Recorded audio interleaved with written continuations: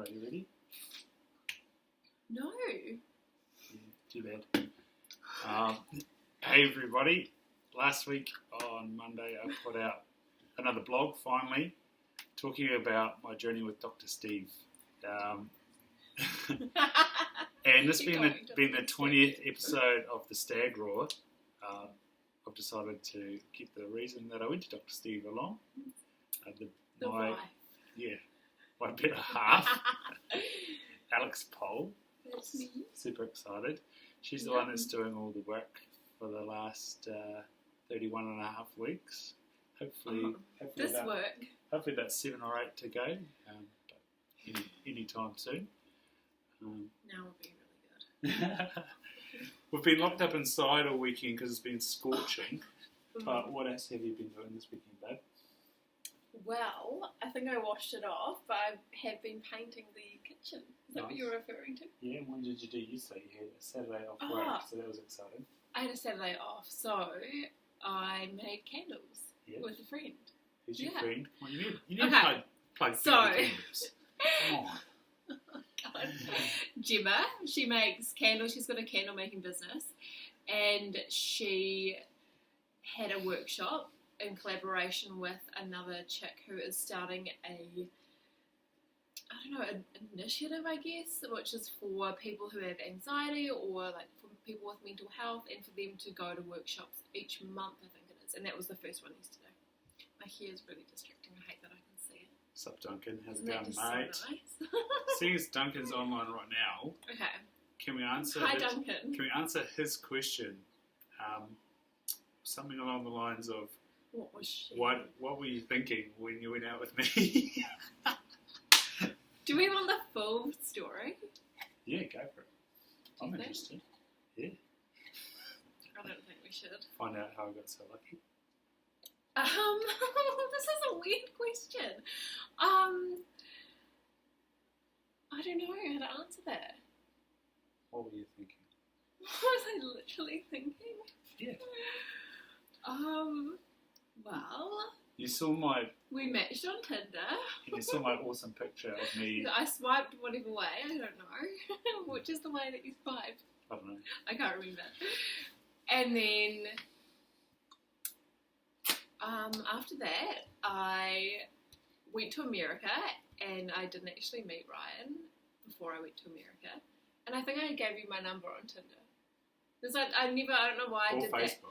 I messaged Ryan, I was like, this is my number, I'm going to America, see you later. Really weird. And then while I was in America, we started talking, and so I ended up coming back, and then we met, and yeah, that was it pretty much. And now we have And now we have a baby. And we own a house. Yeah. We've been together it's coming up soon, so nearly 3 years. 3 years next month. Yeah. February the 18th. Yeah. Oh, it's the end of Feb. No, it's February the 18th. Or 28th. 28th, isn't it? Yeah, that might be right.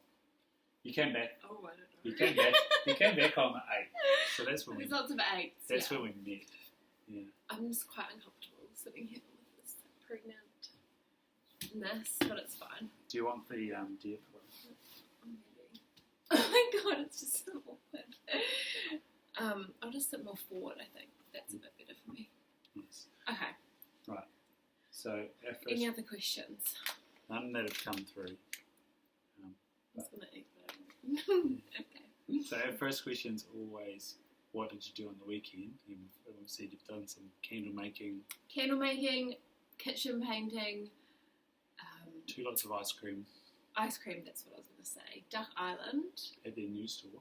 At the Riverbank Lane store? Yeah. Yeah, amazing. I had white chocolate macadamia pomegranate and salted caramel. You had? I had all the berries. So I had a cherry and coconut chip and buttermilk.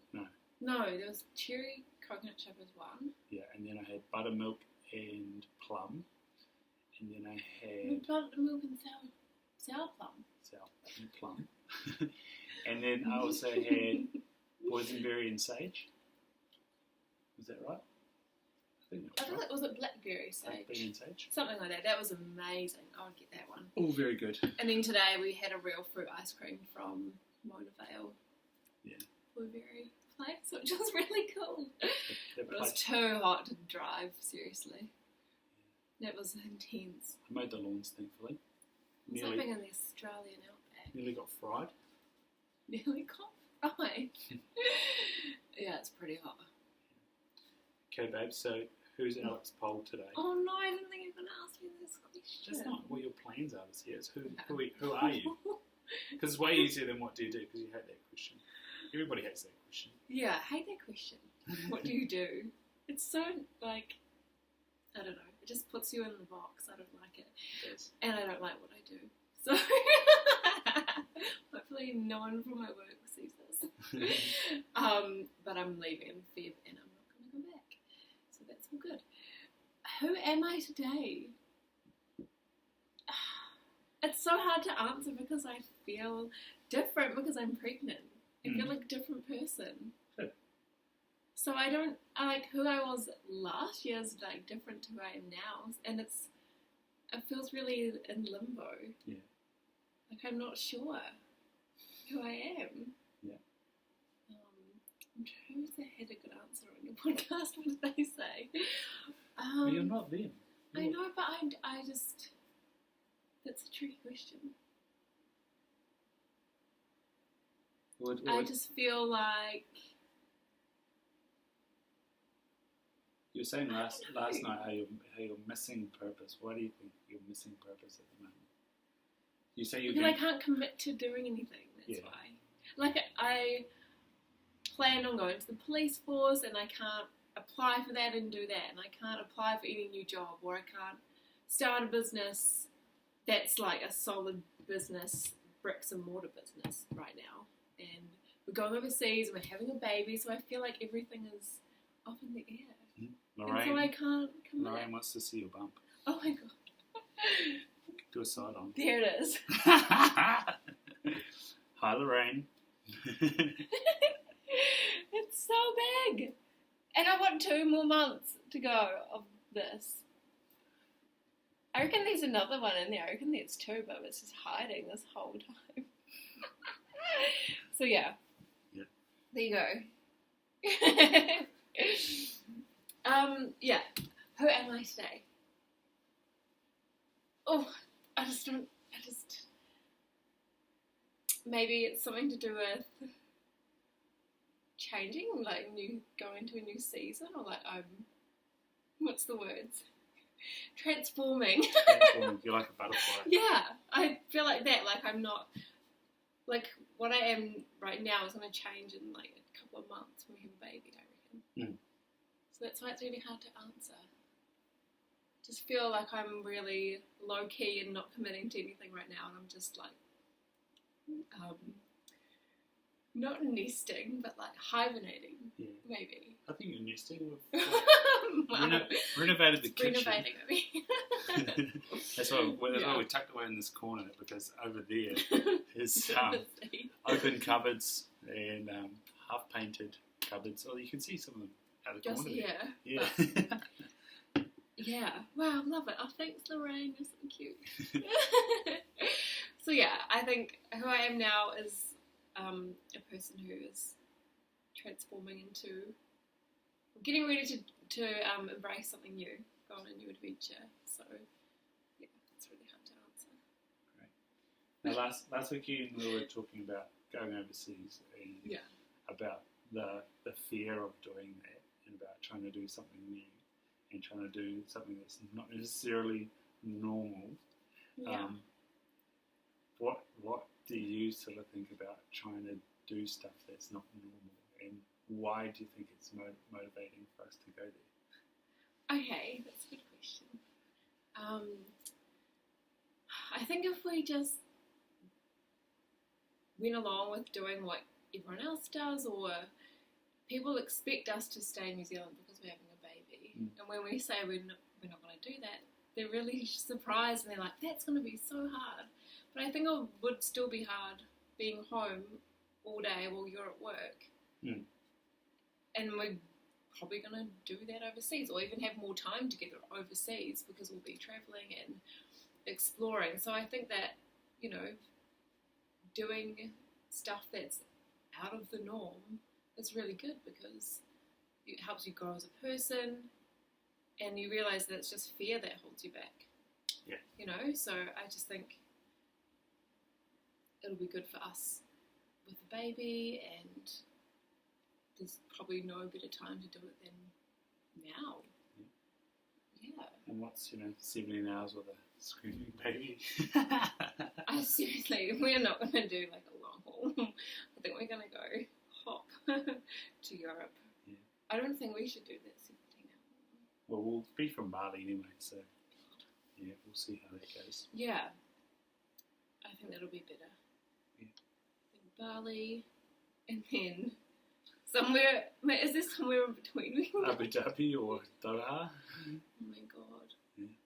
Yeah, maybe. But I think it'll be, if we don't do it now, like when are we going to do it? I just think there's no right time. So we've already planned to go overseas. So let's just go with a new baby. Oh my and also, god. Also the plan. Who are we? The plan for us is that so that we could do this, get this out of the way, come back, and I can knuckle down and trying to be a partner in somewhere or a business person. A front carrier, yes. We've got a sling, but we're gonna get another like wrap thing and the actual carrier thing as well. Yeah, I'm gonna be a Baby Bjorn commercial. Yeah, pretty much. But yeah, there was something else you said. Yeah, I think like we can travel, we can get that. Well, I don't want to say like get it done like it's a chore. No. You know, but like you can get your visa in the UK. Yes. We can explore, we can do all these things and then come back here, maybe. Yeah. Or maybe go to Australia. Like I want to live in Australia for a little bit, like Byron Bay. But yeah, then we can come back and actually commit to something, knowing we're not leaving, but then we might not come back. That's right. So we just don't know. I think one of the things that's keeping that as a goal for me is something that we watched at that TEDx.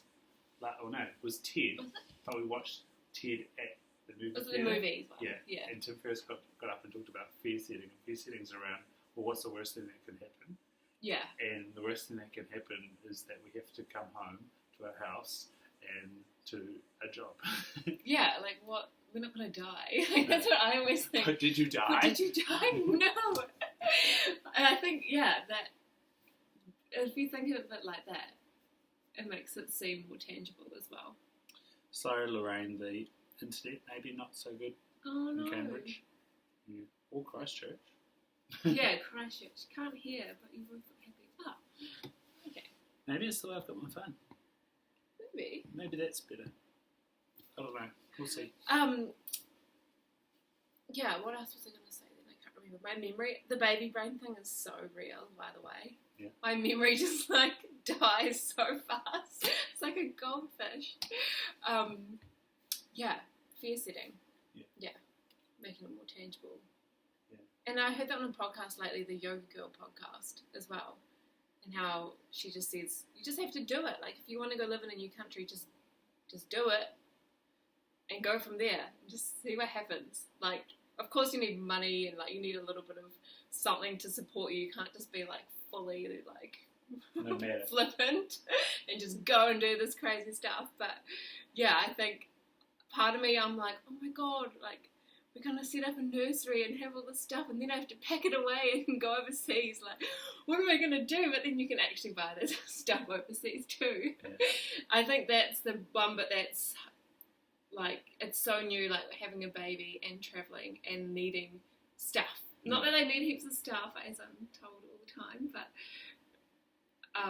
it's just more to think about. That's the scary part for me, I think. Yeah. It's not just you and me, like, freedom. What I keep saying is, and it's cool that Lorraine's watching, hopefully she can hear us, But she's someone that proves to us that it's possible because she's come the other way. And lots of those people that your mum worked with in Christchurch who came from Ireland with kids, you know. Oh, exactly. It's possible coming this way, so why would it not be possible going the other way? Going the other way. Yeah. No, we can do it. That's cool. We got this. Cool. So what I introduced this podcast as is the, pretty much the reason how we got to this. Oh my god! Guys, it's about the birds and the bees. No, it's about... We're not going to do a demo. No. Oh my god. I've been set up. Okay, Kerry. So, last year you needed surgery for endometriosis. 2016. Okay, yes. The year before. The year and a half ago. Yeah. First off, tell us about what your life had been like before that diagnosis. Oh my gosh. Wow, okay. You can go way back. Yeah, I'm trying in my head, I'm like, how do I even begin? A camper van just pulled up. There's a camper van. Yeah. Okay. So, I guess, man, it's really hard to pinpoint one thing that, like one time when I was like, oh my god, I'm always unwell. But my life, near before I was told I had endo, I was in pain 90% of the time, would you say? Yeah. Like every day, pretty much every day, or like every second day. Bloated, my skin wasn't that great, painful periods, painful when I was eating, like anything I ate kind of like triggered symptoms. Headaches. Yeah, what else was I having? I was sleeping alright. I was always tired, like waking up tired. Faint. Yeah. Like low blood pressure, heaps of things weren't right. I would go to the doctor. Oh, I'd have like urine infections all the time. But I guess going back to maybe before I went to university or around that time, so maybe when I was 20, 6 years ago, roughly, I'd go to the doctor and I'd just brush it off as irritable bowel syndrome, or just tell me it was nothing, like my blood tests were fine, there's nothing on the scan, like get over it, go home and get over it is literally what a doctor told me to do, which is crazy. They never referred me to any specialist, never referred me to anything, even though I was obviously unwell. In the end, I took myself to a diagnostic breath testing place in Christchurch where you drink a liquid which contains whatever they're going to test, and you do a breath test, and you test 3 things that could be triggering irritable bowel, and there's 3 things they cannot test with that method. The 3 things that they tested for me came back negative, so we sort of thought maybe it's not irritable bowel, but I still followed this diet called a low FODMAP diet, which is really restrictive. You cut out things like onion, garlic, heaps of fruit. There's just so many things you can't eat on it. It's really difficult to enjoy food, but I did do that for a while and I found it helped, and I was already gluten-free at this time. So it helped for a while, but then the symptoms came back. It was like still getting bloated, still feeling tired, still getting infections, and I became like pretty like obsessed with healthy eating as well. I got into Dr. Libby. I read one of her books and it just like flicked a switch in my head, and I just was like pretty obsessed, like probably not in a healthy way with food, like just obsessed with not eating dairy, not eating sugar, not eating gluten, like crazy. And now I'm way more relaxed. But yeah, it's just a bit of especially being pregnant, you just want to eat like anything that you crave.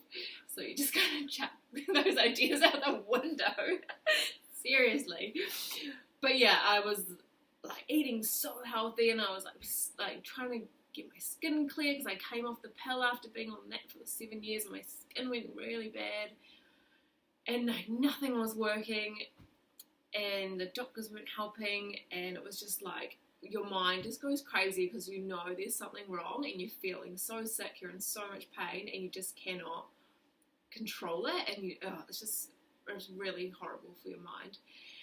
Anyway, that's pretty much what was going on for me for a while, and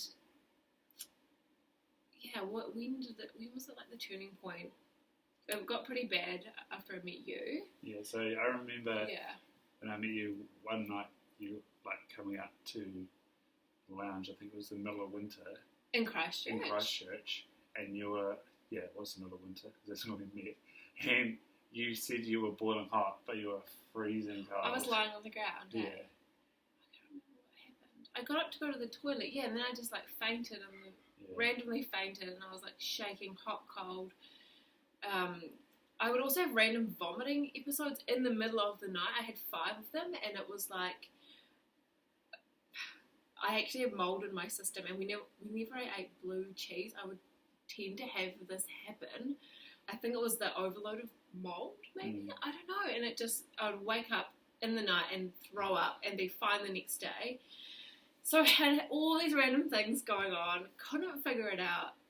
Then I started working in New Zealand as a flight attendant around New Zealand, and it was getting quite bad then. I was just randomly feeling like throwing up, randomly feeling sick. Every day I wake up and think, am I going to be okay today? Like, I feel all right now, and then something would just hit me and I just feel really unwell, but you can't, like, not go to work, you can't stop doing stuff, and that's really hard because you don't look sick or you don't sound sick, but you feel sick and no one knows what's wrong with you, and that's so hard. I need to have some water because my throat's feeling a bit croaky. And so you had a couple of episodes of driving to work, and it was so painful that you couldn't like put your foot down, and then you had that's right. Like you got sent home that time, and you weren't allowed to drive home. Yes, that's what I was going to come to. That was like the turning point. And then also you had that time in hospital in Napier. And Napier as well. I know, like and in Hamilton. Yeah, in Hamilton. So that was the first time I've been admitted to hospitals. Hospital was with you when we were living in Cambridge 2.5 years ago. And I was sick, I'd been throwing up, I think, or feeling unwell, and then went to hospital, was put on a drip, was told it's probably a virus, sent home, and then, working for Air New Zealand, and too much info, I had really bad period pain, and I'd taken either codeine or tramadol, one of those painkillers, because I was in so much pain, and I didn't want to call in sick, and I was quite new to my job, so I hadn't called in sick before, and I didn't want to do it, and I just took some painkillers, and I thought, in like an hour I'll be fine, and I was driving to work thinking, oh my god, I'm going to faint, I need to pull over. I just could hardly think. The pain was just so intense. It was horrible. It was like taking over your body. And I got to the work car park, and from there you catch a bus, and I was on the bus, and I was sitting there bent over, like gripping my suitcase, Googling endometriosis symptoms on the bus, and I was like, oh my god, this is exactly what I have. This is it. Like, I definitely have endometriosis. And got off the bus, could hardly walk off the bus, and another Air New Zealand person who I didn't know, he saw me and he came up to me and he said, are you okay? And he got a scooter trip, Sam. This is serious. This is family talk. And we'll come back to the scooter. And I just burst into tears. I was like, I'm in so much pain, I can't actually walk. And he just said, you aren't working. I'm going to tell work that you're going home and we'll sort it out, don't worry. And in the end, work got me a taxi, paid for my taxi back to my nana's house. And then I went to the doctor and said to her, I have endometriosis. She said, why do you think you do? And I told her all my symptoms I'd had, like I'd seen her about it as well. And she said, yeah, I think you might. So, like, wow. That only took 7 years to get an answer. But it wasn't like a definite answer. So, yeah, then she referred me to a gynecologist here in Hamilton, who then booked me in for surgery then and there, and had surgery 2 weeks later, and confirmed endo. But so what they do in surgery is if you've got two, I think it was if you've got two, what did she say? If you've got 2 band-aids on, or if you've got like 2, I don't want to say holes, like where they do the laparoscopic surgery. If you've only got 2 marks, then you don't have endo, but if you've got 4, then they did find endometriosis and had to do the surgery. And so I woke up from the surgery and I think I asked you, I said, is there 2 or is there 4 marks? And you said there's 4. I was like, oh my god, that's crazy. So yeah, she, Lakshmi, the gynecologist, had found endometriosis and a heart-shaped uterus, which is now stretched to not be a heart, and also bowel adhesions. So I was having all the pain on my left-hand side. So yeah. So what does endometriosis mean, and what is the surgery that they did? What do they do with the inside of your abdomen? Well, let's start with, you said, what does endometriosis mean? Yeah. What kind of... So endometriosis is an inflammatory condition of your endometrium, which is like uterus, where you get that inside layer coming outside of your uterus, right? Yes. It's kind of like, I believe, some people disagree, but I think it's excess of estrogen in your body and your liver can't metabolize it anymore. It's a condition linked to that. So what would you rather fight, 1,000 duck-sized horses or a single horse-sized duck? Sam! The big duck, Sam. I think 1 duck. Yeah, love it. Love your work. 1,000 ducks is a lot of poo. Ooh, where would you find 1,000 Well, that's a big duck poo. Ooh, ugh. Nasty. Anyway. Hey, Elliot. So you've got, this is like in a nutshell, too much estrogen floating around your body. Your liver can't get rid of it properly. It's being recycled. It's inflammatory. It's not meant to be like that. And the estrogen is responsible for laying down the lining each month. But if there's too much estrogen, where's all that lining going to go? Like, your body's kind of confused, and it's like, well, I need to put this lining down somewhere else. Is how I see it. Yeah. And it can go on a lot of different organs, like liver, all around the place. Let's not get into detail. No. Yeah, and so, man, to me, I was told by the gynecologist that you'll have trouble getting pregnant, probably have miscarriages. Endometriosis is a disease you'll never get rid of. But I didn't really believe it. I was like, well, it's not like this life-threatening thing. Like, there's a reason why it happened. Like, it doesn't just randomly happen. Yeah. There's something going on. Like, I just know that I can manage this in a better way than just having surgery and going on the pill for the rest of my life. That was not an option for me. I'd already worked so hard to come off the pill, and I didn't want to go back on that. And yeah, so I guess I could keep going on. I could then go on to talk about Dr. Steve. Yeah. But you said, what does the surgery involve? Oh yeah, what is it, before we go to Dr. Steve, what does the surgery involve? The surgery I had was laparoscopic surgery, where for, I think it was 24 hours before the surgery, you have to drink this drink, which makes you shit through the eye of a needle. It was horrible. Like, you have to fully empty your bowel before they do the surgery. And it was so horrible. Like, your body just cannot control. Yeah. And you're numb by mouth for that time as well. You're not eating. You're so hungry. You can't drink after a certain time. And so when I woke up from surgery, I was like starving. I was like, bring me that hospital food ASAP. I was so hungry. But yeah, the surgery itself, they're just cutting off. They're not burning it off. They're like removing the kind of peeling adhesions or the endo, I guess. Yeah, pretty much that's all she did. Yeah. And so then you came. Well, how did you come up with the thought that this is something that there's an imbalance in my body, and so if it's out of whack, surely I can bring it back in line.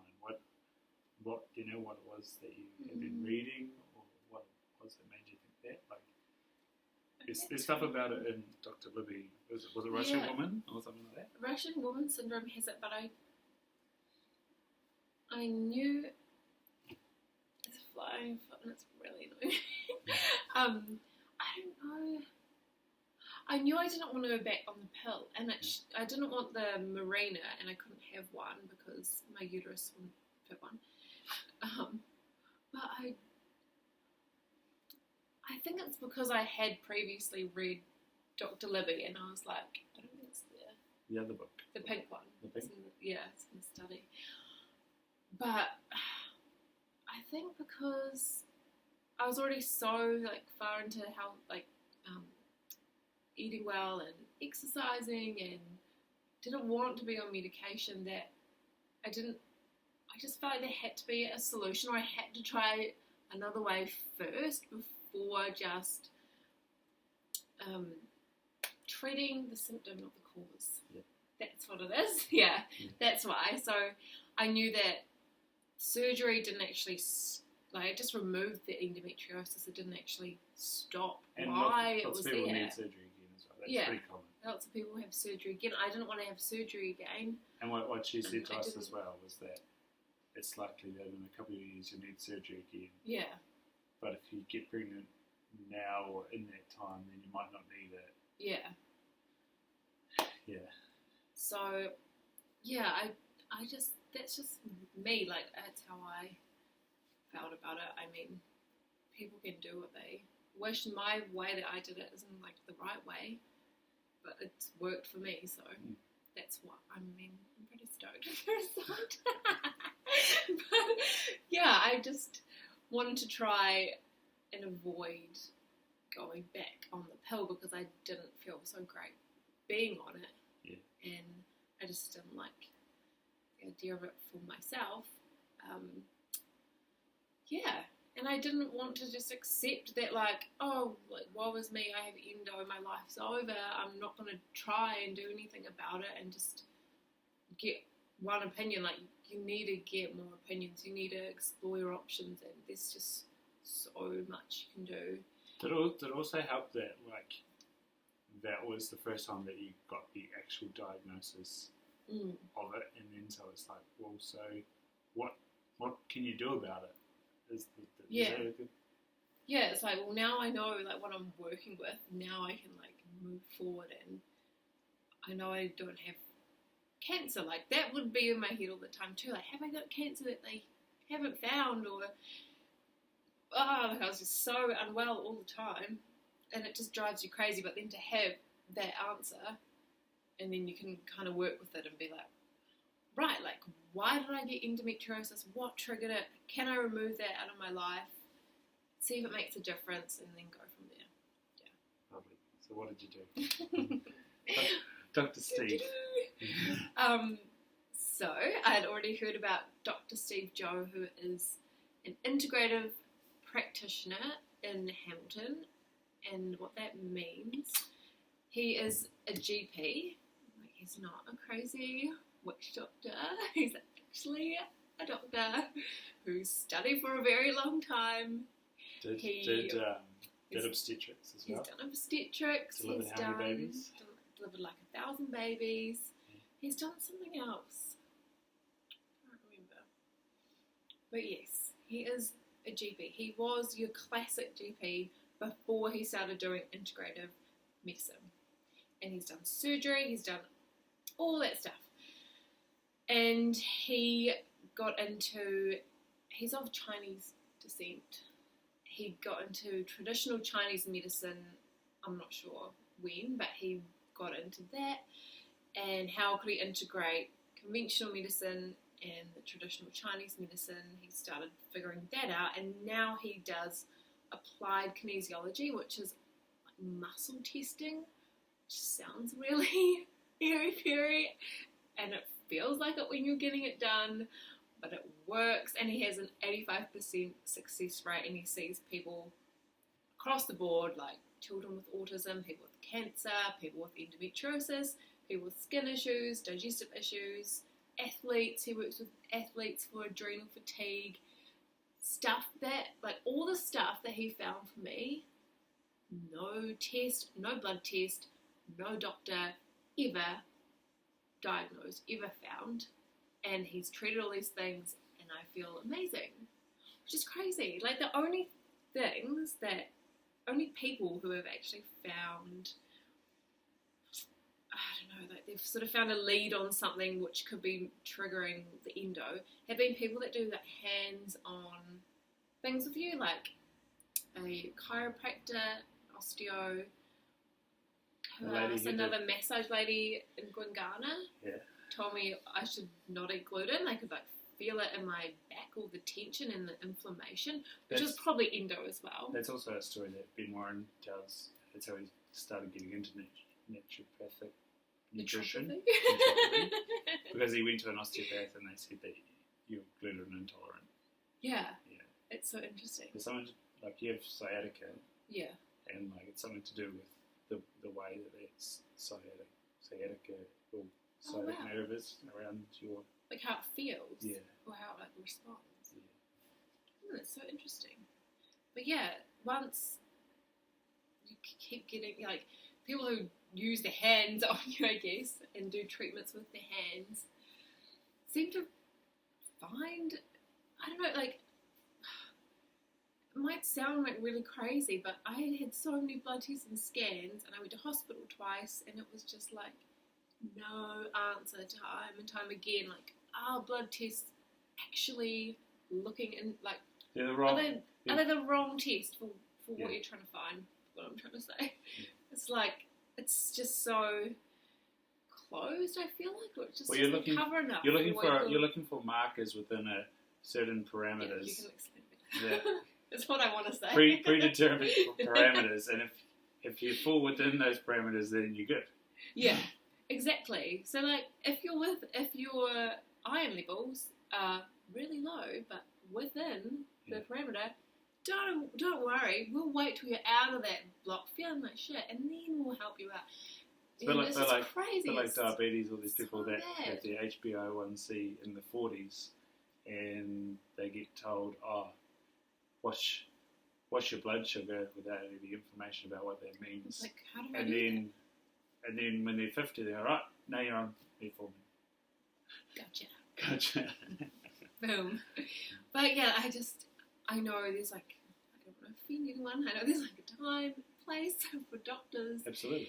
And like, especially like medicine can be so amazing, like it saves lives. It didn't do surgery. I had surgery, like I'm not dismissing that, and I mean, you need it. Sometimes you need antibiotics. I'm definitely not denying conventional medicine at all. I had surgery on my hip and I love it. Yeah, like like emergency medicine is amazing. You know, imagine if we didn't have that. Or like you need it. Like if you've got strep throat, you need antibiotics. You have an infection, a urine infection, you need antibiotics. Like totally, I'm definitely not like denying those things, but it's really hard because I don't know what it's like to be a doctor. I know you get like a 15-minute appointment, and it's like, in my experience, I've always just been brushed off, or like, it's just a virus, and there's just never any proof of what's wrong. Or there's something to indicate that diagnosis. Yeah. Or like with the irritable bowel thing, it was just always a guess. I was like, can you just test it and prove it to me? And then I know for sure, like that's what it is. I just want to know for sure. Like, and I don't have irritable bowel. I'm fine now. I don't know. It was probably inflammation and all sorts of stuff going on. But anyway, Dr. Steve, conventional medicine now does applied kinesiology, and so what happens is before you go and see him, you fill out an online questionnaire, and it asks you like a huge Family range history. of questions. Yeah, family history. How do you feel when you did like, it. eat and all that sort of There's stuff? like 3 questionnaires. You did like your medical history, your family history, Yeah. and then the adrenal fatigue questionnaire. Oh yeah, adrenal fatigue questionnaire as well. Yeah, that's right. And then you didn't do this, but I did. I don't know if he's changed how he tests this, but I had to send a urine sample, which he tests for leaky gut syndrome, and I definitely had that, which is probably why my body wasn't absorbing all the good stuff I was eating and wasn't absorbing iron, etc. So yeah, you do all these tests, questionnaires, and then from there you go and see him, and you have an hour and a half, isn't it? Yep. The first one is an hour and a half with him, half an hour with Kate. Yes. Yeah. So I went in 2016, so I just need to remind me. How is in November? So yeah, you go and see him for an hour and a half, and you just sit down. It's real casual. You sit at a round table. There's the computer screen, like TV screen up on the wall where you can see all your notes as well, what he's typing. And you just chat he's really about your energy levels. He's like, how's your energy? When you wake up, how's the energy levels? And he just says, what else do you want to work on? And I would always be like, my skin. I really want to have clear skin. I haven't had clear skin since I was 12. I really want to work on that. And he's like, well, all the stuff you've got going on kind of leads to having this skin issues. So once we work on those things, you'll see your skin change. So yeah, he pretty much like tells you, yeah, I can fix you kind of thing. Like he sent me an email after I finished my first session with my full report, and it was like, I can definitely help you with what we've got going on. So that's really cool. I've never really had that before. Yeah. It's just like, wow, actually, maybe I do have a chance at feeling normal. And so you lie down on the bed. Do you want me to explain this stuff? What he does? Or nah? We can do it pretty quick with my leg. It's okay. Hold your leg up and he pushes on it. He pushes on it while you're holding, just say I was holding estrogen. He's like, I want to see if you've got estrogen in your body. Too much of it. Is it affecting you? Is it making you weak? So you hold a little vial of estrogen and he presses on your leg, and you can't control your leg, it just goes weak. He's also done this a couple of times and demonstrated what he's going to do. So it's not a matter of he picks out the one that he thinks is going to stuff you up. Yeah. And then say, hold your leg up and then push it. You go, oh, you're allergic to that. No, he demonstrates to you what it is I'm going to do, and when you don't hold enough, he's like, no, you resist me. Yeah. And you do it. And then there'll be also, so it's like methodical, like he has a whole tray of things that he works through, and you've got him for heaps of them, and other ones who just like lose it. Yeah. You just can't control it's not like the kinesiology band when someone gives you a shove and then hands it to you and then goes, oh wow, it works. It's very thorough. Yeah. Yeah, and so you've got to really experience it, because to hear it sounds really crazy, but like if you actually do it, it's like, oh my god, whoa, this is amazing. And he tested heaps of things. So pretty much for me, most of the things he tested I had, like mold, radiation, deficient in omega-3, deficient in every other nutrient he tested. Just on radiation though, I had a present, but my radiation is low level, but you were flying and your radiation was quite high. And I'd had a lot of scans, ultrasound, heaps of them. So most people have radiation in UV and not UV. For me, it was quite high in radiation radio for wave a while. rather than And I was still flying the radiation isn't that bad when you're flying, because like regional, because you're not flying that high. But it was still there. What else? Mold. Mold's a big one for endometriosis. what else? Yeah, leaky gut, gluten intolerance, dairy intolerance. Gosh, heaps of things he tested. Hormonal imbalance, obviously, had that. Yeah, so he tests all these things, and then while you're holding the thing that's making you weak, like estrogen, he will then get you to hold the supplement that will remove that I don't know, ailment, whatever you want to call it.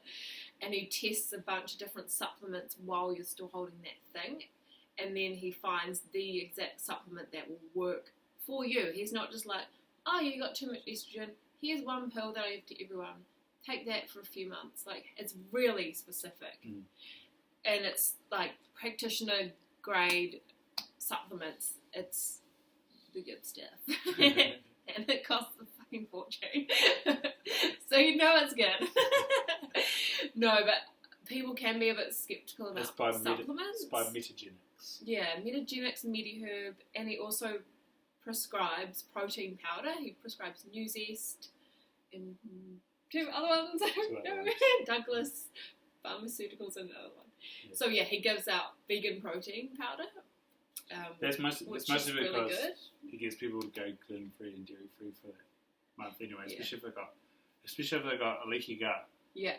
One of the triggers is often dairy and gluten, and if your gut's leaky, then you're more sensitive to those anyway. Yeah. And so that's why the protein is vegan. It's not because Dr. Steve is vegan. Yeah. He's not vegan. I'm not vegan. Yeah, I'm not vegan. Ryan's not vegan. Nothing against vegans, but just saying. Yeah, that's a good point, actually. Yeah. Yeah, and the protein I initially got contained green powder, and it was really nice, actually, and it was for if you've got something like endometriosis and you're trying to balance your hormones, it helped with that, and it was really good. So yeah, I was sent home with this bag of supplements, like so many supplements. Oh my god! He doesn't give you everything at once. It's like, we'll start with this, and then I'll see you in 6 weeks, and we'll retest the supplements. Are they still working? And sometimes they weren't. Like, the one thing that was working for estrogen 6 weeks ago might not be working now, because it's kind of done its job, and now you're like at a different stage of treatment, I guess. So it's so tailored to you. Like, it's just amazing.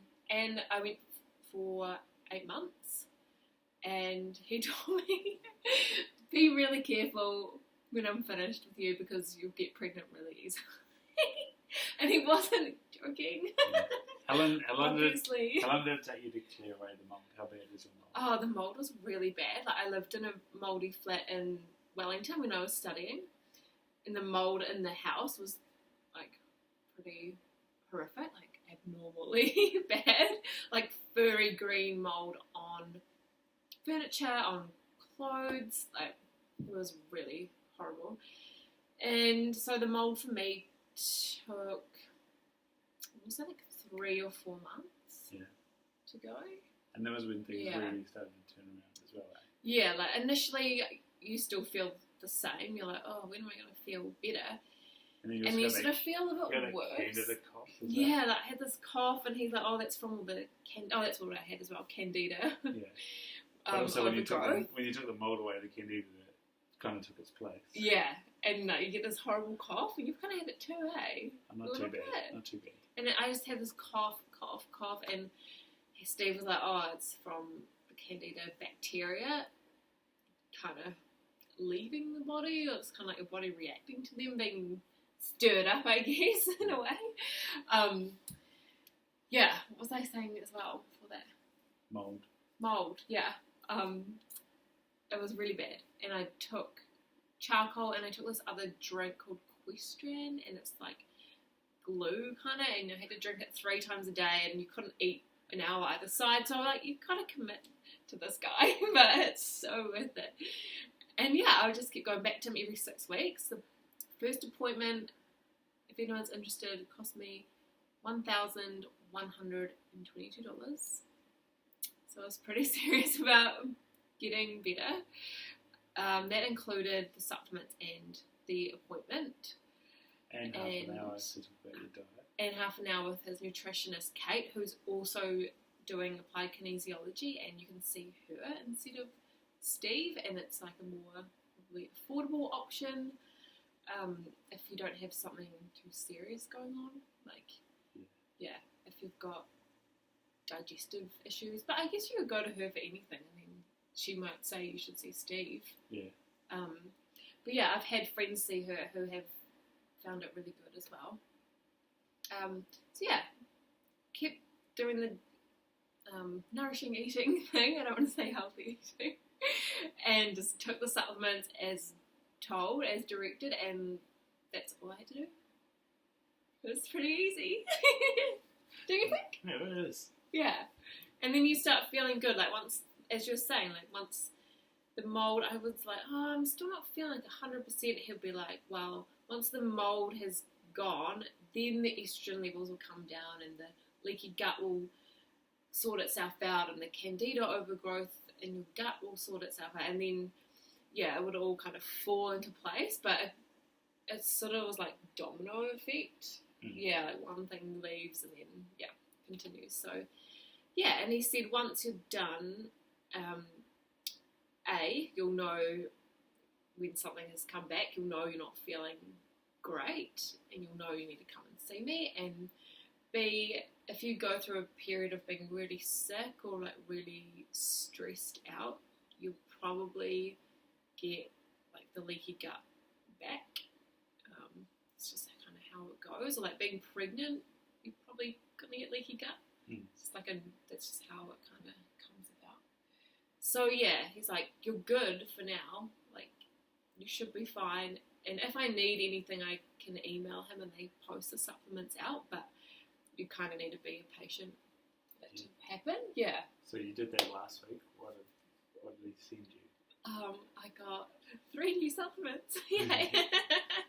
One is like fish oil and evening primrose in one. These are like pregnancy supplements. And don't take my advice. I'm not a doctor. Disclaimer. But that one, pregnancy care multivitamin, I think that one is. Yeah. Kind of multivitamin. Yeah. And the other one is a probiotic, which you can give to babies as well. Like you open the capsule and put it in water or milk and they can drink it. Which is cool. Yeah, and I sent you that article yeah. on Friday. Preventing colic. Yeah. It's good timing, babe. I follow Rhonda Patrick. If you're a medical geek like me, Rhonda Patrick, Dr. Rhonda Patrick is incredible. She's a researcher in America. She's been on, she's like Joe Rogan's favourite person to talk to because he says when he talks to her, he feels so stupid because she just blows your mind. These big words. She's been on Tim Ferriss a number of times and she even has like a Q&A on Tim Ferriss, and I sent it to my mum once and she just like couldn't keep up with all the knowledge bombs that were going there. So she is incredibly knowledgeable. And like she researches for a living. That's her thing. Yeah. And she put out this article about some research done in Melbourne that showed that specific prebiotic, and I've retweeted this if you follow me on Stag on Twitter, specific and probiotic will stop colic from a 3-week treatment. 3 weeks? Yeah. Is it every day? Yeah. So I did colic read it. Colic will probably cause 4 months of crying, but you can reduce that greatly with 3 months of probiotic. Well, it makes me think of the Crohn's disease thing as well, the fecal implantation. Yeah. Putting a healthy person's poo into another person. Yeah. And that's been really successful, hey? Yeah. If you want to read about this, yesterday on my Facebook, especially those on Facebook Live, I shared a blog from a neurologist in Hamilton called Matt, and it was about the gut microbiome, and he talks about the fecal implant. No, I don't know what it is. It is what it is. Yeah. Getting somebody else's poos. Apparently it's really good for autism too.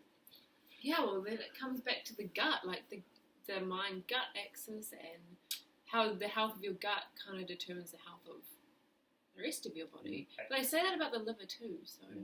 80% of your serotonin, which I looked this up when I wrote my blog because I was going to put in there that, hey, if your gut's leaky and bad, you're not going to be having serotonin, but actually they're not sure whether serotonin is related to depression or not, but maybe because drugs that prolong serotonin are antidepressants. So that's the reason why they think that, but there's no actual data to say that increasing serotonin is antidepressant. There's so much stuff that's like up in the air, isn't there? But I mean, with Steve, for me, it has worked. I mean, also I had no morning sickness as well. Yeah, it's been pretty like pretty easy going. Complain. I have like really sore hips and back. That's like my thing that I've found hard being pregnant, but I got away with no morning sickness. I did have a few days where I felt kind of like you want to eat, but your mouth feels like when you're hungover or something, like you just want to eat, but you just feel like you'll throw up if you do, and you're just like, oh, well, but I luckily didn't, and yeah, that's what I was going to say actually. You've struggled to eat leftovers, eh?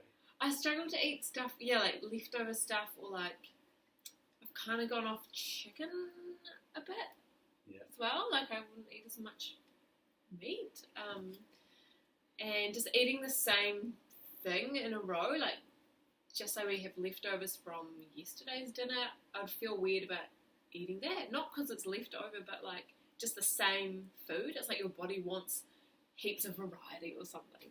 But just the cravings are driving me nuts. I don't want to crave all the stuff that I do. Like cheese is one thing.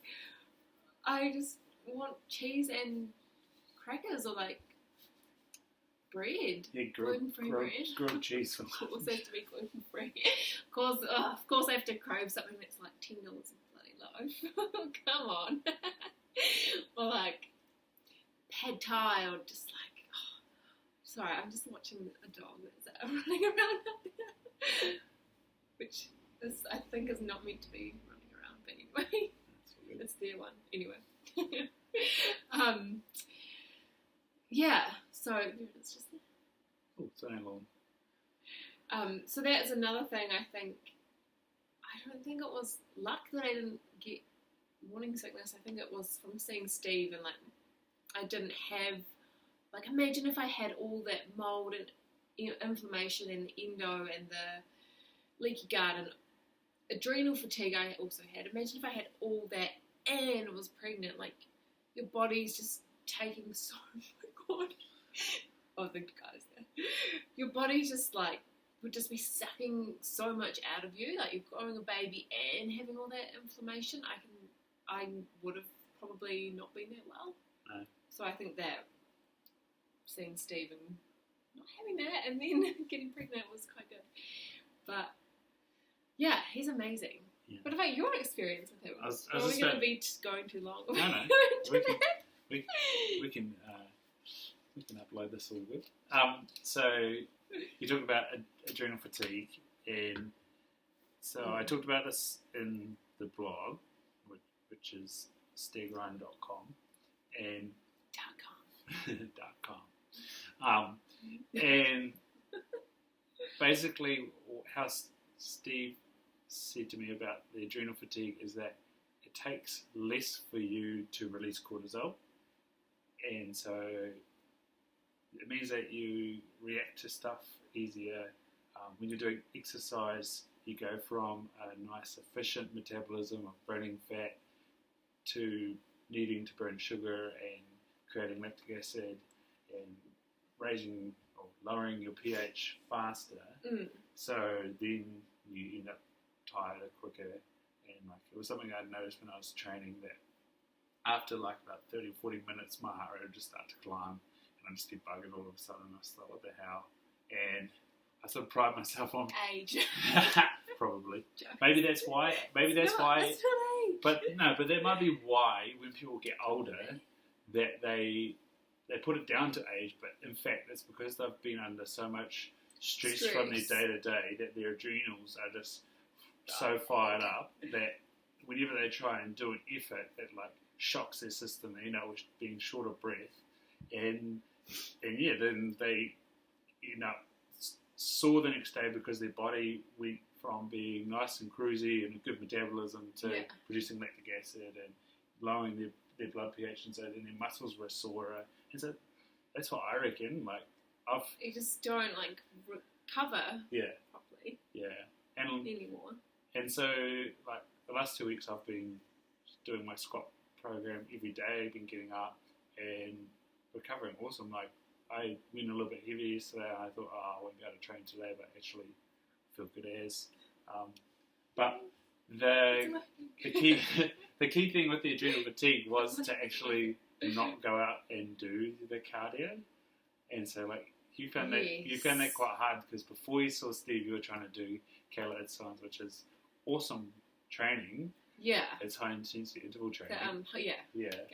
But you were also finding that halfway through the high intensity interval training, your heart rate would take away, and you get really short of breath, and you faint, and I'm gonna die. I would be shaking. Yeah. I didn't really know about adrenal fatigue. Some people say it's not a real condition, but I was told I had it, and I would find when I would exercise and do the plyo stuff, the jumping and you're going, if anyone's done the Kayla Itsines workouts, then you know how intense they can be, and you've done it too, and it's pretty it's intense. It is intense, it's full on. It's it's like your own grit class. Yeah, it's like you're in grit, and it's crazy, but I would feel like crap afterwards. I would, you're meant to exercise and feel awesome. I would just feel like shit, shaking. You would see me too, and I'd be like, I need to eat food right now, finish exercising and eat, and and it's because you've used up all your glucose, and you need more glucose. You feel, you've got nothing in the tank, and you just wasted, and then your legs would just be in agony, and you'd have to do the exercise again 2 days later, and you just get through it. But with the adrenal fatigue, Steve was like, okay, we'll treat that, but part of treating it is not exercising, not getting your heart rate above 140 beats per minute. That was for me personally, and Ryan was 150, so it varies. But it was hard, because you can't exercise, but it wasn't forever. I could still do walks and yoga, and I could do weight-based training, but not intense, full-on training, just curls or some squats or whatever. And if I felt not so good, then stop, and that's what I had to do. And he would know. I did sneak in a couple of workouts. You just wanted to do Kayla again. Yeah, I was like, I just feel like you have energy, and I just need to do a workout. That feeling, you just have all this energy. Anyway, he would know. He would be like, have you been, what exercise have you been doing? Have you been doing some high intensity stuff? And I'd be like, a couple. And he's like, you just can't do it until your adrenals are better. You're just not going to get to that stable place unless you just stop doing that crazy exercise, and then let yourself recover, and then you can do it. And that's where the protein comes back in again. It's having enough protein to deal with that cortisol. Yeah. And also, like you said, to help your liver clear it away. Yeah. The protein was good. Definitely noticed a difference taking that, actually. Yeah. And that was one of the things you said when you were in your first trimester as well. Up your protein intake. Yeah. And I need some more. Yeah, we need some more. I'm seeing him on Wednesday, so we'll have some more stuff. We'll have some more protein. Hopefully you can see the easiest one this time. Yeah, that was a big one. What else did he talk about? Did you have I'm trying to think. upper small intestine bacterial overgrowth? You did. I just, yeah. I don't know if I did. Also. So that's where I don't think so. That's where you should have. That's where your body should have this normal type of bacteria that breaks down soluble fibers and is absorbed. But if you have too much bacteria, then it ferments and That's kind of like how they explain irritable bowel. In a way. Yeah. I don't. For me, he didn't say that. I had a leaky gut. But who knows? Other things that he did that were quite interesting. He massages your stomach, like, sounds weird, but there's a valve down here, and for me, with flying, the cabin pressure meant that the valve would remain open and just cause pain and discomfort, and he would just do this thing where he'd like press down and go up or to the side, I can't quite remember, but he would massage that, and he would be like, that's what you need to do after you've been flying, is massage that area and it will help. And then I had another one like up here that he would close, and then also I was getting lots of tension headaches from my shoulders and my neck, and he took a photo using this app of your profile, and you can see how far forward your head is on your neck, and it sort of weighs it relative to, isn't it like to your height? Like your head was like 5 kilos, being this, no, but I can't remember how it was. It's like your head is normally 5, but because of like where it's sitting, it's actually like this much weight on your body, like relative to like that angle, isn't it? Or whatever, however it works. And so what he would do, he'd lie on the bed, and he would, it's going to sound really like sexual, he'd lie on the bed, and he puts your leg up in the air, and he shows you like, this is how flexible you are, like this is how far your leg can go. And then he massages your gums, like down there, quite firmly, with a glove. And he does that, and afterwards, you're more flexible. Like my leg can move back even further. And don't try this out. Your head then sits in the right spot, and you've got some exercises to do of putting your head in the right spot. But what it basically does is it takes that tension off your neck extensor muscles, which then releases your fascia, which is the continuous layer of tissue that covers your whole muscles and goes from your little toe all the way to the top of your head. Yeah.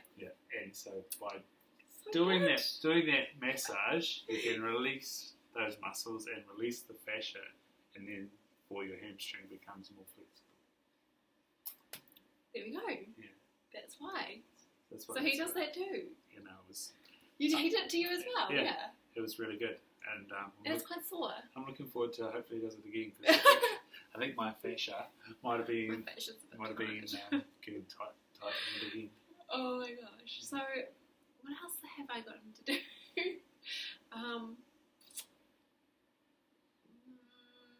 He's done that, posture stuff. But yeah, pretty much anything you can ask him anything, and he's pretty much going to have like a solution for you, which is awesome. I took in some keto cream, the sachet, for him to test on me to see if I could take it. But I remember now, to try and move your metabolism more to fat, he upped he gave you some fish oil, some high strength DHA fish oil. Yes, so he tests. That was a really good one, actually. There's just so much that he tests and that I had to take supplements for that I've kind of forgotten. But yeah, he tests if you are burning. So for energy, you burn fat or sugar, and he tests that for you. And my body was burning sugar, and he wanted to switch it to burn fat. So yeah, he gave me something else though. Oh no, he gave me the liquid. The liquid fish oil, which was like mint. It was actually really yum. It wasn't sounding good. It was really good, and he switches you to burn fat instead of sugar as your energy source, which was amazing. Just such cool stuff that I had never had anyone do this, and I've been to like everyone under the sun. I've been to specialists, doctors, chiropractor, osteo, naturopaths, nutritionists, like everything. Chinese medicine, I love Chinese medicine. Acupuncture, I've taken Chinese herbs, but like nothing has worked like what has with Steve. Like, it's just so accurate. It's amazing. And we're not like getting paid to say this. It's just like, we love you, Steve. Yeah, and like, I was told we're paying him. Yeah, we paid him. Not the other way around. Thank you very much. I wish it bloody was. But it was so, I do not regret the investment. I don't know how much I spent, and I had health insurance with Air New Zealand, which covered part of what I paid. But I'm guessing $5,000. They reimbursed you. Yeah, they reimbursed me some of the payments, just as part of the health insurance. And because he's a GP, that came under the insurance. But yeah, it's a lot of money, yes, but it's not about the money, really. Like, it was quality of life. When every day you're waking up feeling tired and like you're eating really well, like you're doing everything you can to look after yourself, and you're still not feeling great. To have that quality of life and feel good and have the energy, and you actually can't put a price on that. And because it's so accurate, there's no guesswork. You're like, boom, I trust him, I trust what he says, what he does works, and yeah, I just know I'm not going to have to see anyone else, kind of thing. Yeah. Unless you need like emergency medicine or something like that, or if you do have if you had strep throat and you needed antibiotics, you couldn't just pop in and see him for like a 15-minute appointment. You'd need to go. You'd still go to your GP. To your GP and get stuff. But for like the long-term health thing, and the quality of life, it was really worthwhile. And like you said, you don't even think about the money that you spend. It's all been about the quality of life. Yeah, and not having to hopefully never have endometriosis again, and hopefully never have the surgery. I mean, when I had surgery, I had to take 3 weeks off, partly due to the nature of my job, which was flying and lifting bags or closing the aircraft door. So, and having surgery there, and you're using those core muscles, I couldn't fly for 3 weeks. So that meant we got 21 sick days. So that meant all my sick days were gone. You're not getting paid the same when you're on sick leave. That sacrifice as well. You had to go back to ground staff as well. Yeah, and I went back to work and I was doing ground staff for a week, and then I went back flying, and it was all good. But yeah, it's just it's a small amount of time out of your life, but it's still 3 weeks of couldn't really do anything, and it's not fun. You feel like crap. Your memory is really bad. Do you remember? I was at home all day, doing nothing after the surgery, and one weekend we were let's go to the movies. And I said, yeah, let's go and see. We were let's see this movie. I was okay, it's on at this time at this movie theatre. And this is a week after surgery, I think. And general anaesthetic does not do good things to your memory. Apparently for 6 months too. Yeah, I think it's even 12. Yeah. I haven't read any research on that, but I've just heard that that's what it does. Ruins your memory for 12 months.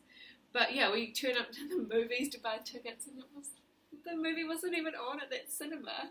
It was on it. Well, yeah, it wasn't. We'd missed it by an hour, and I got the times wrong. We watched something really stupid instead. We watched something stupid. It was funny. Oh my gosh! And I'd gotten the movie theatres mixed up, and that was a good time. But yeah, it was. I'm really glad that I could see Steve, and he's the only practitioner of his nature in Australasia, apparently. Yeah, there's only him really doing what he does in this part of the world. So he's quite rare. He's one of a kind. Also plays tennis. Goes for runs and swimming. Yeah, and he's just really down to earth, knows his stuff. good sort. So I remembered one of the things that I have had to do for my adrenaline fatigue is to try do meditation to try lower my heart rate. Yeah. Well, that's what I want to talk to you about. What is the meditation that we've been doing? No, you have been doing meditation. Don't mind me with my hair. This is going on YouTube. I know. Well, that's the thing. It's got to look good. It doesn't. It's going to have you fidgeting. And just trying to. I feel like I'm trying to sit far away from you, but I'm really not. I'm trying to be comfortable. And there's like a thing in the middle. What was the question? A meditation. Oh yeah, sorry. So we're learning hypnobirthing, which is a breath-based way to give birth, I suppose. And we've been given the audio for a relaxation. We have to listen to it every day, and we listen to it at night. Turn it on my laptop in the room, and we get comfy, and it's 21 minutes of rainbow relaxation. And Ryan gets to 2 minutes and he's out. Usually. Honestly, I'm awake at the end of it most times. And this guy is just dead. I tell you, he doesn't even get to the rainbow part. He's got to go through the colours and he doesn't even get to that part. I tell you what I've noticed though. We're pretty good in this house of keeping the lights down and the lights down.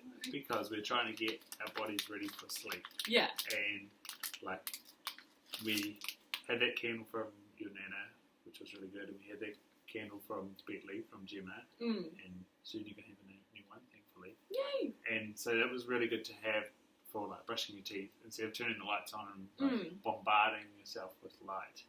The thing I have noticed, and I wonder if this is why you take a little bit more time to go to sleep, because you've got to play around with the laptop and get it to work and press play, and unfortunately iTunes of course is white and it's so bright. So it's bright. Oh my goodness, Yeah. A possum in the headlights. Last week I watched that Pan's Labyrinth.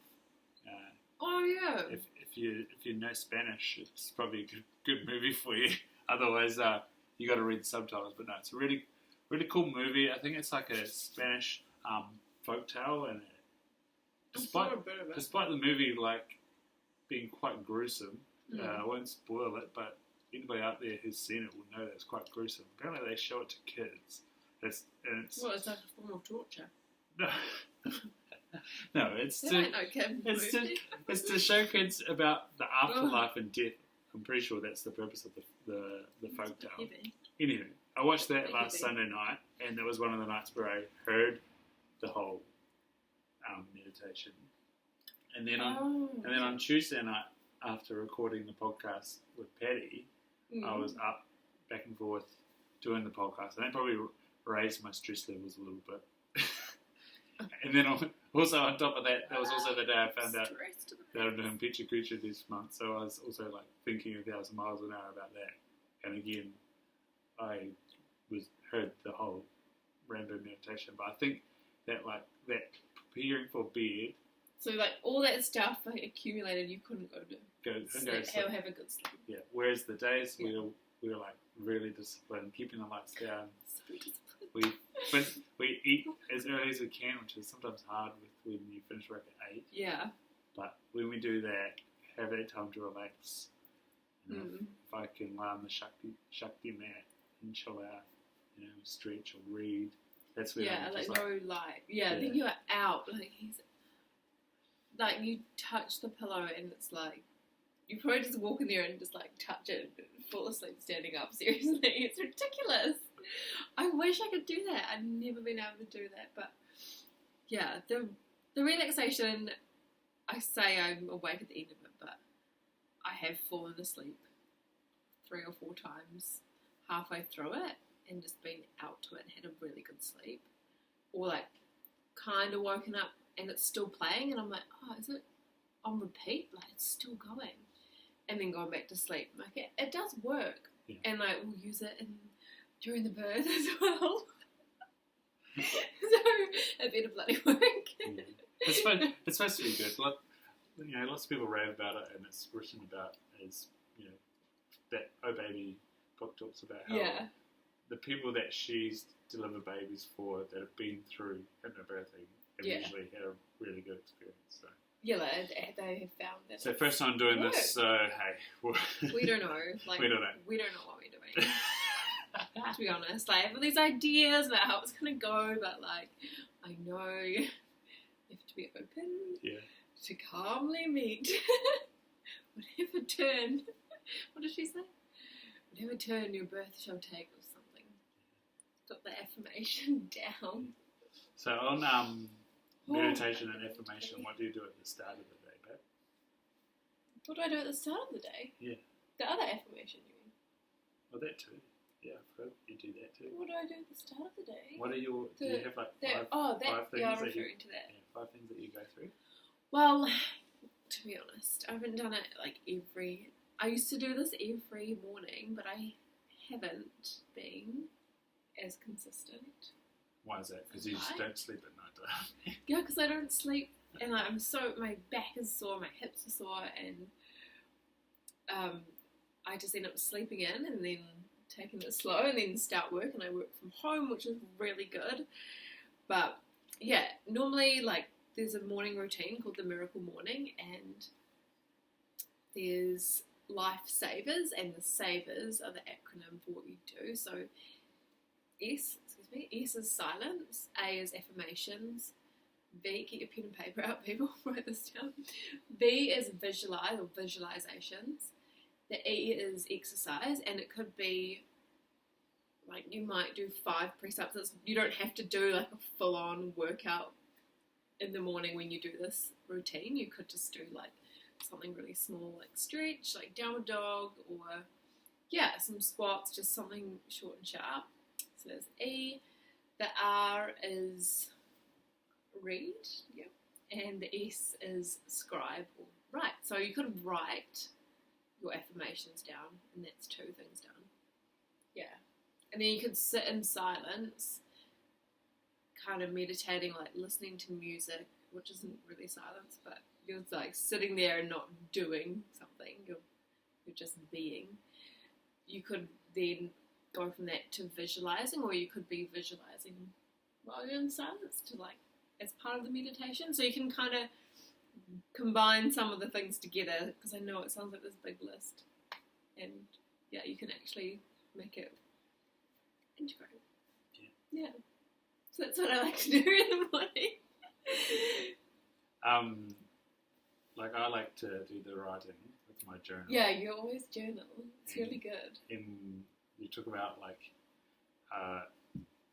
in that I put down three affirmations, and you're saying about what's a good skill to do with those affirmations, about thinking about how, is that right? Oh yeah, I can't remember where I read about it or heard about it, but instead of, I guess maybe like set intentions, it's kind of similar, but instead of being like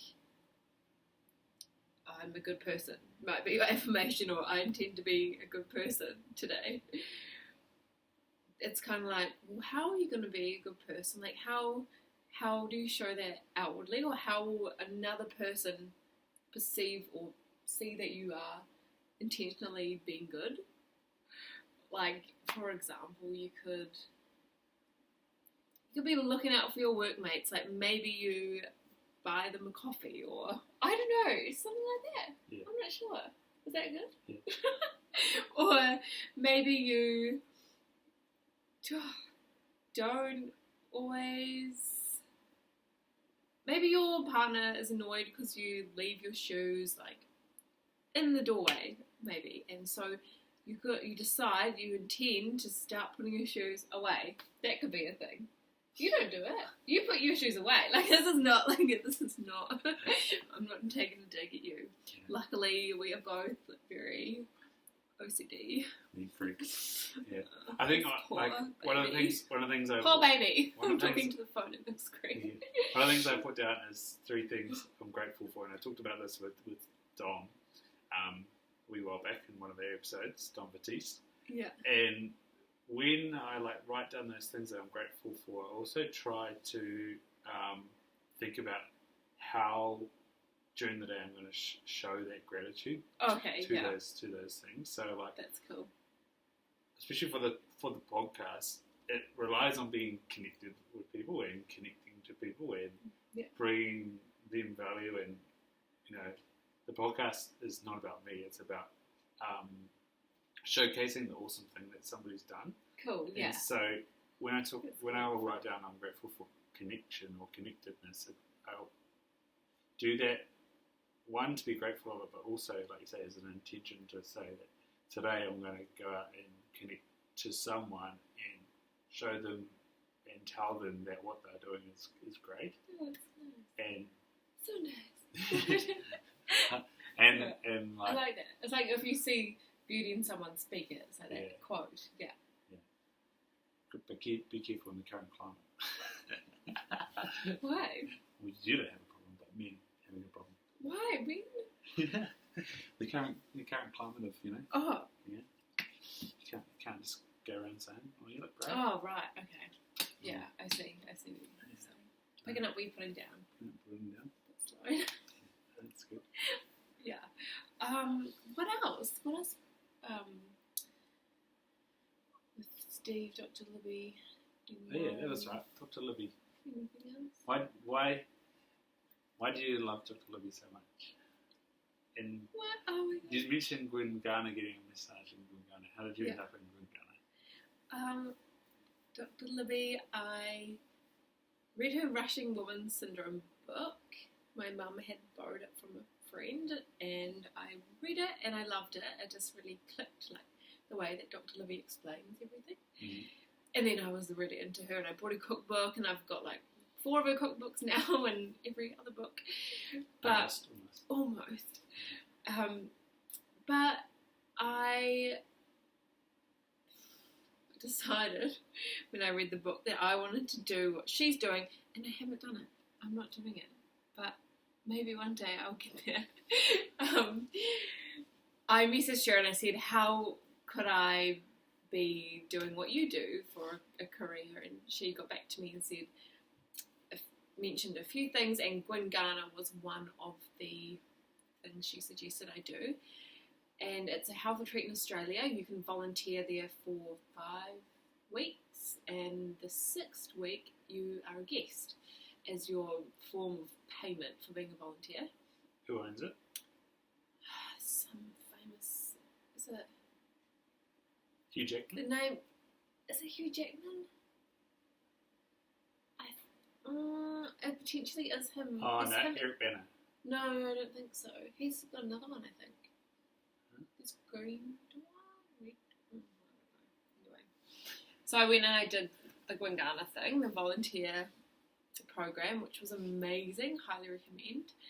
And Dr. Libby used to practice there as a nutritionist, I think, and she also would take people on the morning walk at Gwyngarna. So she wasn't there when I volunteered there, but that's kind of like where she started out. And also in Wellington, when I was at uni, I went to the food show, and I'd been commenting on Dr. Libby's Facebook, like liking her stuff. And I was at the food show in the crowd, and I was watching her cooking demo with Chef Cynthia Louise, and she saw me in the crowd, like, we had a moment. How cheesy. We connected. This is legit. I just caught her eye, like, she's looking around the crowd. Yeah, as they do. And then I went to her stand at the food show where she was, and you could buy her books and get her to sign them. And she saw me and she's like, "You're Alex Pole." And I was like, "Oh my God." She recognised me on Facebook. She's like, "I've seen you on Facebook.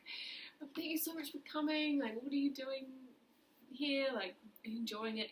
Just had a chat, and yeah, it was really cool. Like, she knew who I was off Facebook, which is awesome, because I'm not saying because, of, oh my God, she knows who I am. It was more like, wow, she actually does connect with her fans, or like she actually reads her Facebook and she does see who's commenting. Like, she just seems so genuine. Like, I felt like crying talking to her because she's so nice.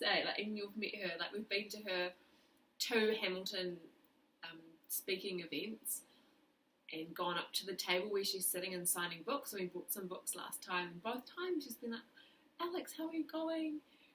I heard you're pregnant, congratulations, and you had endometriosis, didn't you? And how's that going? Like, you're pregnant, and she knows Dr. Steve. Yeah, she knows of Dr. Steve, and she's like, yeah, he's really amazing, and yeah, so she's really cool. I just think she's so genuine.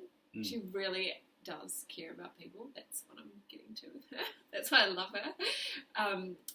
But yeah, there's like a whole, that's kind of got me onto another topic. Is this going to be too long?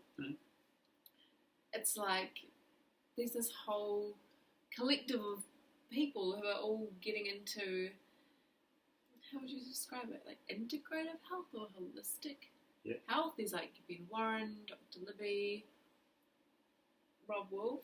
Yeah. See? Yeah, he is. There's other people I just can't like. But like Rob, right now. There's another guy, Pete Evans. Yes.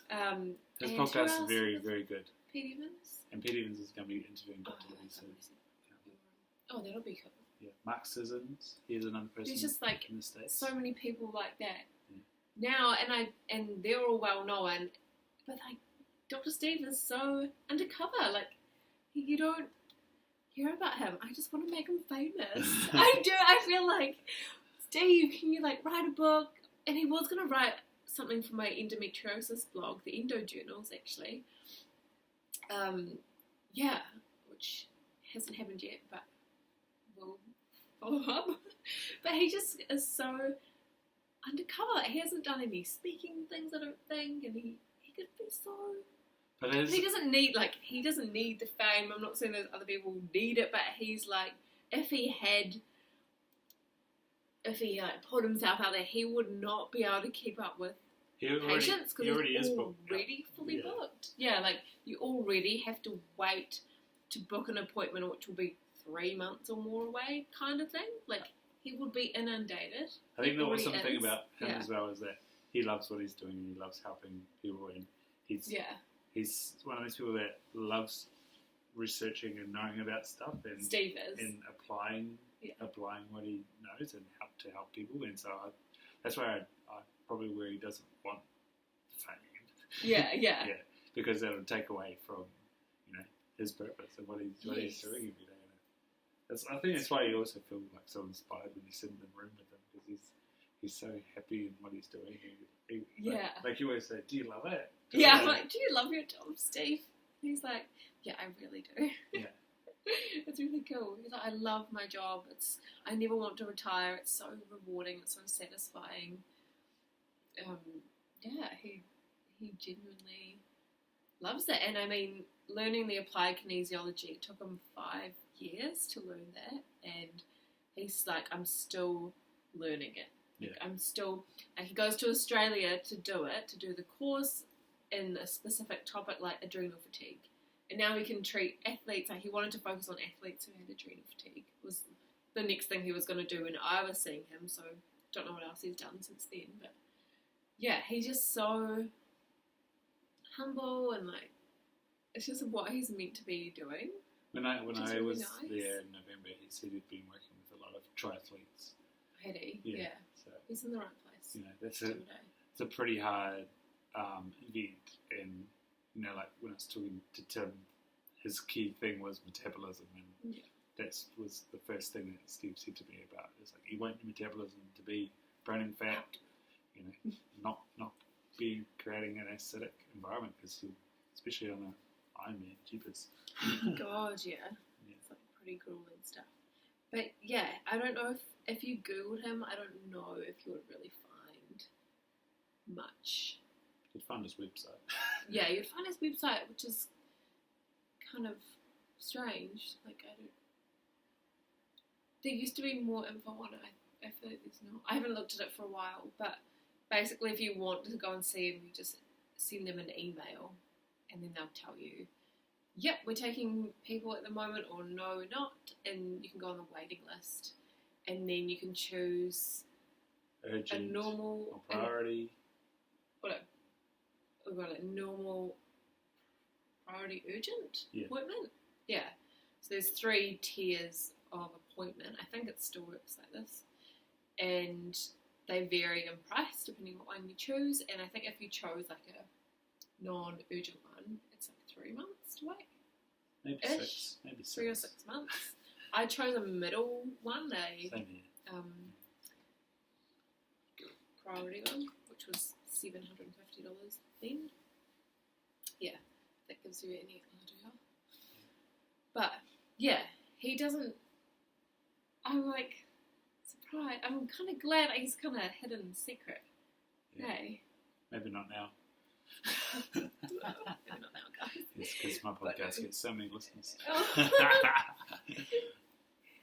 Oh. It does. So, awkward. What's the like key message out of it for you? And like, this is just not happening. Just a bum.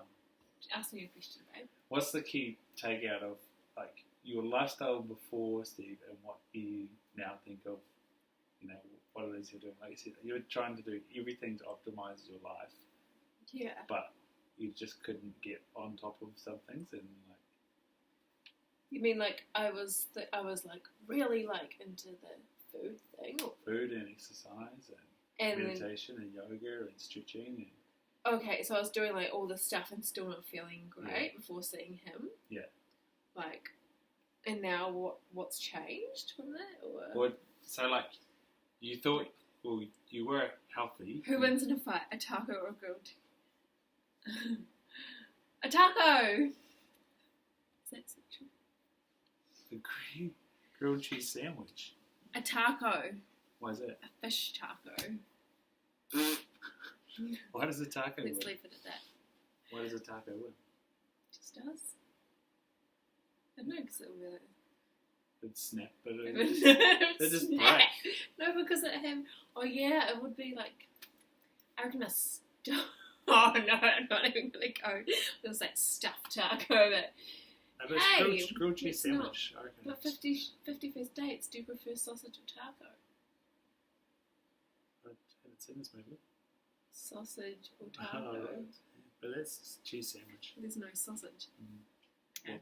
No, what I was getting at is how it's basically like you don't know unless you get tested. I don't know. What do you mean?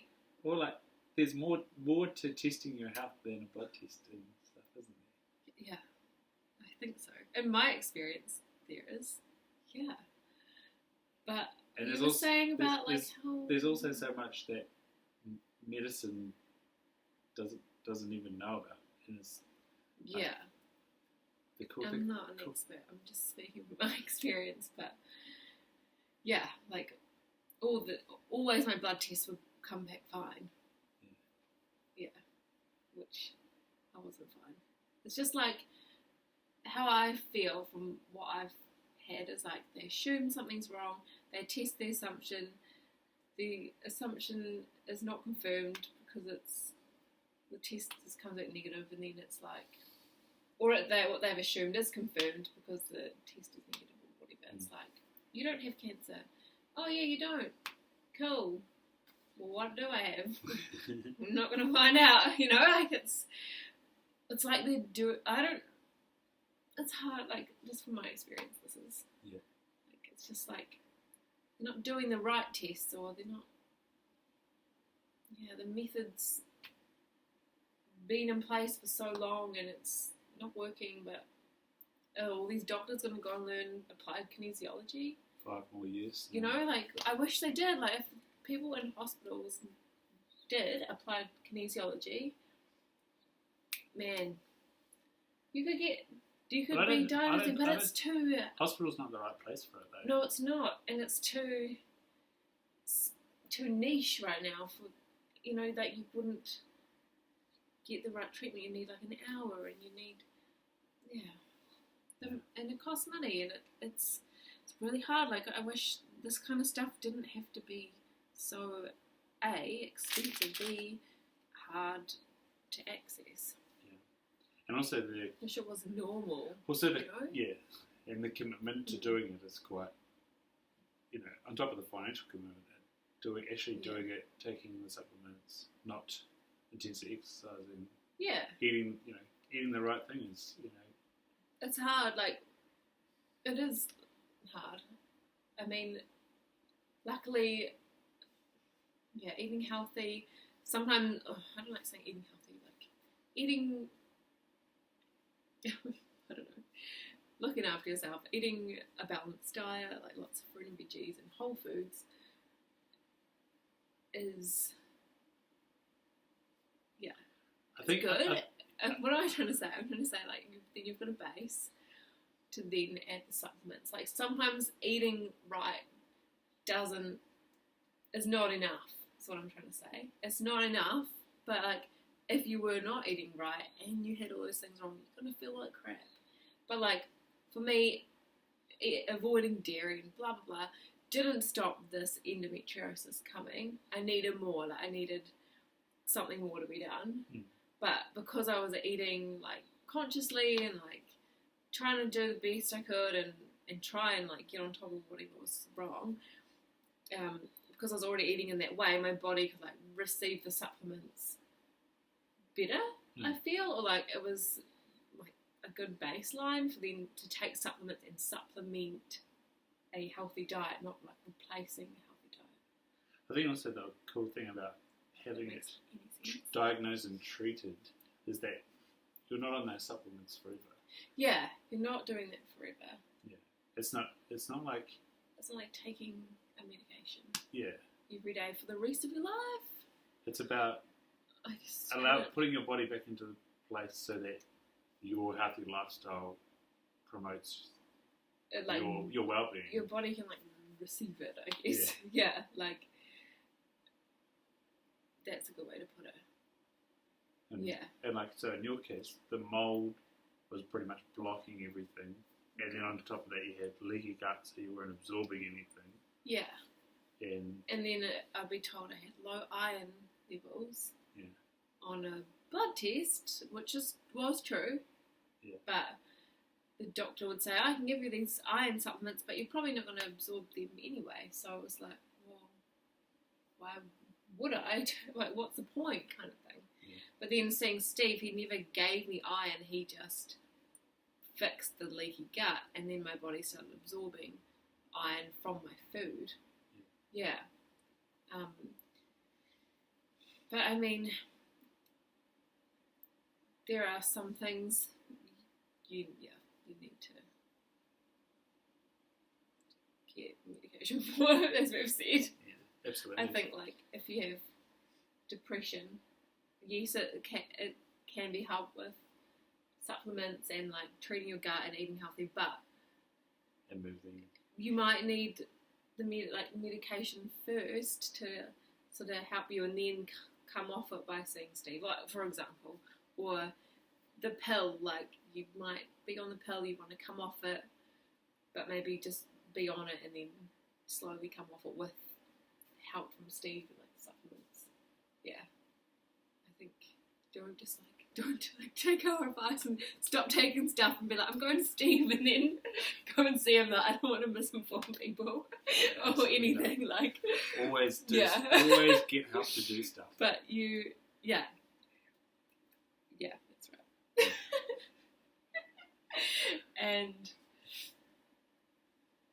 what else? That's good. That's good. Yeah. It's just all from my own personal experience with endometriosis, and, like, the journey it's taken me on. Yeah. And so you've got some more blogs coming out soon, hopefully. Yeah. So I have, with my blog, the Endo Journals, I want to blog 100 women with endometriosis, and I've done, I think, 21. Was it 21? Or 20.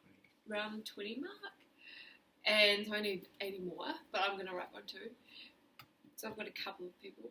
Yeah. Sorry. I'm going to write. Still asleep. Couple of people who are going to write some more blogs. Yeah. So if people that have watched this, or the partners of people who have watched this that have endometriosis, if they want to contribute to the Endo Journals, how do they contribute to the Endo Journals?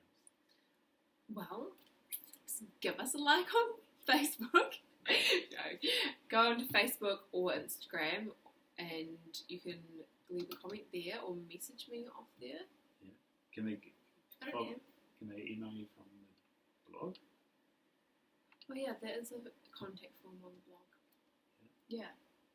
So you can go blog, Instagram, Facebook, the Endo Journals, and then get in touch there. Yeah, and then I just send out a questionnaire, I guess. But you don't have to answer all the questions. It's just sort of, I just really want to see if, oh, you got low battery. I really want to see if there's like a common theme between everyone with endometriosis. Like, for me, I had elevated white blood cells every time I had a blood test. And I guess that's from the inflammation I had. And I want to know, does everyone with endo have that? Or has everyone that's got endo lived in a mouldy house? Or have you been exposed to mould? Or have you also got leaky gut and you have digestive issues as well as endometriosis? Like, what? I just feel like women do not have to suffer with it, and too many women are, and they just think that you have surgery and that's it, but it's so complicated.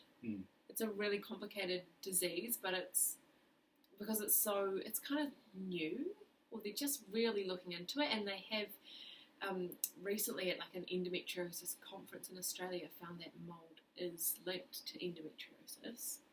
So there's one thing, but it's always changing, and there's always new research coming, and I just think you don't have to suffer. It's horrible. It's so horrible to have endo.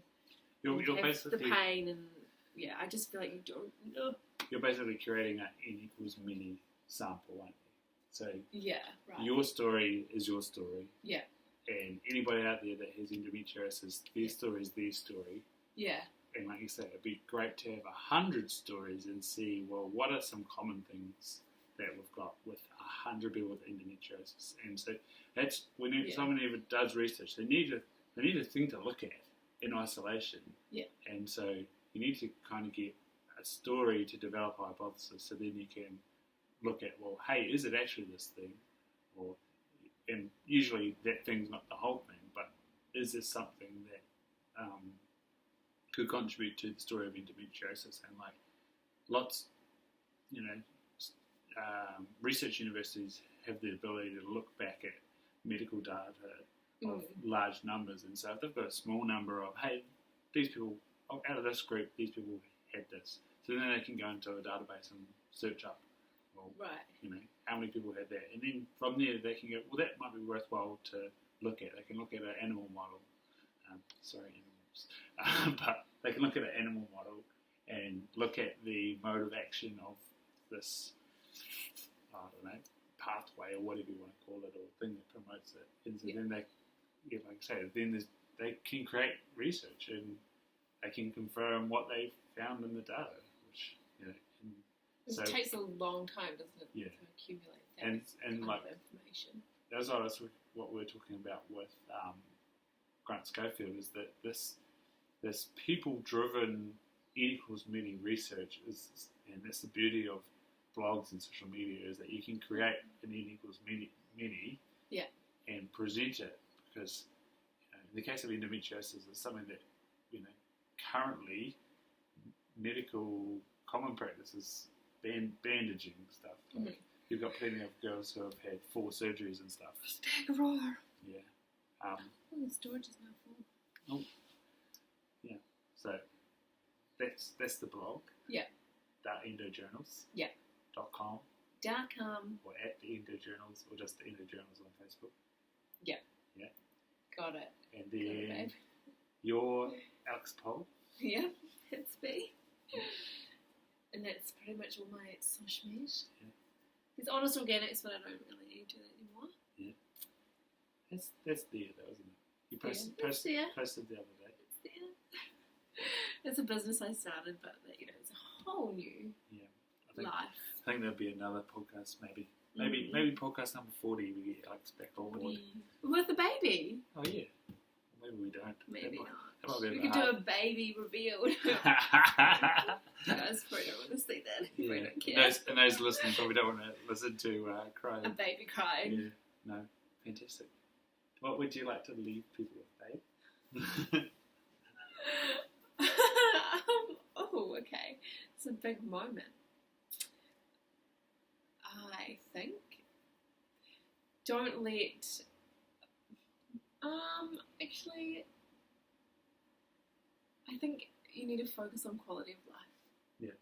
I think it was like from this vlog, podcast, takeaway would be like, I think focusing on your quality of life is really important, because if you don't have quality of life, then like what do you really have? Like I've been there waking up feeling like rubbish every day, unwell, and just like fight to get your answer and then seek alternative options if you're not happy with what's being presented to you.